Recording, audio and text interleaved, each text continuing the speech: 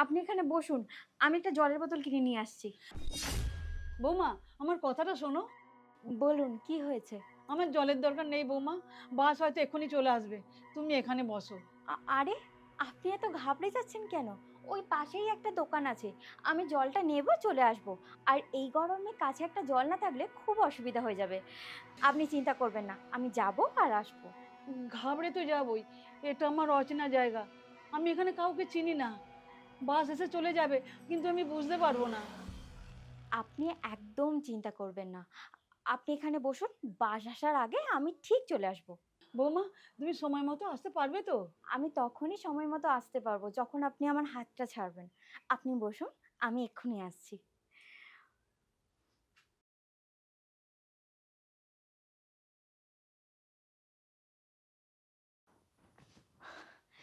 এবার তোমার বৌমার কখনোই ফিরবে না। অনেক দিন ধরে এই বুড়িটা আমার মাথা কাটছিল, আজ ওর একটা ব্যবস্থা করেছি। হ্যালো শ্রুতি, তুই আমাকে একটা খুব ভালো আইডিয়া দিয়েছিলি। বুড়িটাকে আমি 50 কিলোমিটার দূরে রেখে চলে আসছি, ও আর কখনোই বাড়িতে ফিরতে পারবে না। সত্যি? এটা তো সুখবর। হ্যাঁ সত্যি, আজকে রাতে পার্টি হবে, তুই আমার সাথে তাড়াতাড়ি দেখা কর। বুড়িটার হাত থেকে ফাইনালি আমার মুক্তি হয়েছে।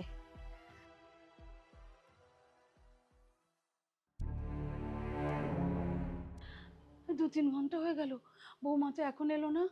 আমার বৌমা মনে হয় কোথাও হারিয়ে গেছে। না না, আমার এভাবে বসে থাকলে হবে না। দেখি, এগিয়ে দেখি।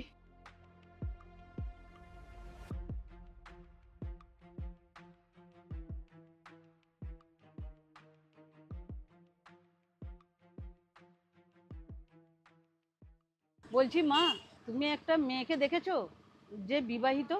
না না, আমি তো এমন কাউকে দেখিনি। কেন, কিছু হয়েছে? আমি আমার বৌমাকে খুঁজি। ওই যে পাশে বাস স্ট্যান্ড, ওখানে আমাকে বসিয়ে রেখে বৌমা জল আনতে গিয়েছিল, কিন্তু আর ফেরেনি। আমার মনে হয় বৌমা রাস্তা চিনতে পারেনি, হারিয়ে গেছে। কাকিমা, আপনি যে বাস স্ট্যান্ডে অপেক্ষা করছেন, ওই বাস স্ট্যান্ড বন্ধ হয়ে গেছে, ওখানে আর বাস আসে না। আর একটা কথা, আপনার বৌমা আর ফিরে আসবে না। আপনার বৌমা আপনাকে ছেড়ে চলে গেছে। না না, এটা কখনোই হতে পারে না। তুমি এটা কি করে বলছো? আমার বৌমা এটা করবে? আপনি জানেন আপনাকে ওই বাস স্ট্যান্ডে কেন রেখে দিয়ে গেছে? কারণ ওর পাশেই বৃদ্ধাশ্রম। আপনি প্রথম নয়, এর আগেও আমার কাছে অনেকেই এসেছে, কিন্তু সবারই একই দশাই হয়েছে। তাই আমি বলছি, কত বুড়ো মা বাবা এসেছে আমার কাছে তার ছেলের কথা জিজ্ঞাসা করতে। আর অনেক লোক তো এখানে এসে আর ফিরেও যায়নি, এই বৃদ্ধাশ্রমেই রয়ে গেছে। আমার বৌমা এটা করবে আমি ভাবতেই পারছি না। আমি এখন কি করব? আমি তো কিছুই বুঝতে পারছি না। আপনার কাছে দুটো রাস্তা আছে। এক, কোনো বৃদ্ধের সঙ্গে বাকি জীবনটা কাটিয়ে দেওয়া। আর দুই, সামনেই অটো স্ট্যান্ড, যদি ঠিকানা জেনে থাকেন আপনি বাড়ি ফিরে যেতে পারেন। বাবু, আমাকে একটু খাবার জল দেবে? মা তুমি বাবু তুই? তুমি এখানে বাড়ি থেকে এত দূরে এখানে কি করতে এসেছো? বাবু, সারাদিন কেটে গেল, আমি এদিকে ওদিকে ঘুরছি, কিন্তু আমি বুঝতে পারছি না আমাদের বাড়ি কোন দিকে। তোমার বাড়ি থেকে এত দূরে আসার কি দরকার ছিল? তুমি এখানে কেন এসেছো সেটা আমাকে আগে বলো।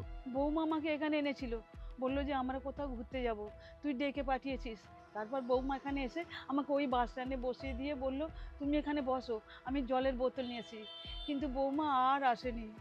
কিন্তু মা, আমি তো এরকম কোনো কথা বলিনি। আর এখানে আমার অফিস নয়, আমি মিটিংয়ের জন্য এসেছি।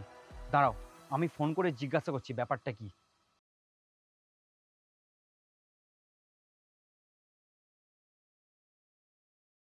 হ্যাঁ বলো। বলছি যে মা কোথায়? এই জন্যই তো তোমাকে আমি ফোন করতেই যাচ্ছিলাম। আমি না মাকে খুঁজে পাচ্ছি না, আমার না মায়ের জন্য খুব চিন্তা হচ্ছে। আচ্ছা তুমি চিন্তা করো না, আমি খোঁজ করছি মা কোথায় আছে। আমি সব কিছু বুঝতে পেরেছি মা। পায়েল নিজে এই কাণ্ডটা ঘটিয়েছে, তোমাকে এখানে ছেড়ে চলে গেছে। আর ও আমাকে ফোনে বলছে তুমি বাড়ি থেকে পালিয়ে গেছো। আমি সব কিছু বুঝতে পেরেছি, তুমি আমার সাথে বাড়ি চলো। পায়েল, তুমি মাকে খুঁজে পেয়েছো?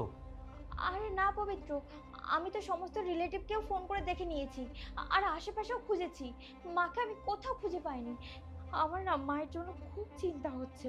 কিন্তু মা এইভাবে কিভাবে হারিয়ে যেতে পারে? মা কোথায় গেল? মা তো প্রত্যেকদিন হাঁটতে যায়, আমি ভেবেছিলাম হয়তো আজকেও হাঁটতে গেছে, কিন্তু মা তো এখনো বাড়িতে ফিরে আসেননি। আমি জানি না মা কোথায়। কিন্তু আমি জানি মা কোথায় গেছে আর কেন গেছে। মানে তুমি কি বলছো? তুমি নিজেই মাকে জিজ্ঞাসা করে নাও। মা, এদিকে এসো।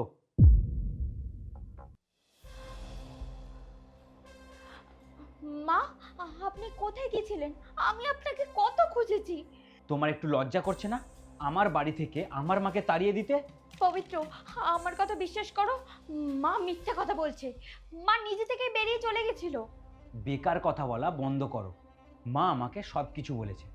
আমার ভাগ্য ভালো ছিল, আজকে ওই জায়গায় আমার মিটিং ছিল, সেই জন্য মায়ের সাথে দেখা হয়ে গেছিল।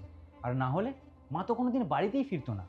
আর এই জন্যই তুমি মাকে এত দূরে ছেড়ে এসেছো, যাতে মা কোনোদিন বাড়ি ফিরতে না পারে, তাই তো? কিন্তু তোমার প্ল্যানিংটা খুব ভালো ছিল। কিন্তু ভগবান ভগবান আজকে আমাদের সাথ দিয়েছে। এবার এই বাড়ি থেকে মা নয়, তুমি বেরিয়ে যাবে, তাও আবার সারা জীবনের জন্য। পবিত্র, তুমি কি সব উল্টোপাল্টা কথা বলছো? উল্টো পাল্টা? কোনো উল্টো পাল্টা কথা নয়। চুপচাপ আমার বাড়ি থেকে বেরিয়ে যাও। পবিত্র, পবিত্র তুমি একবার আমার কথাটা শোনো। মা, চলে এসো।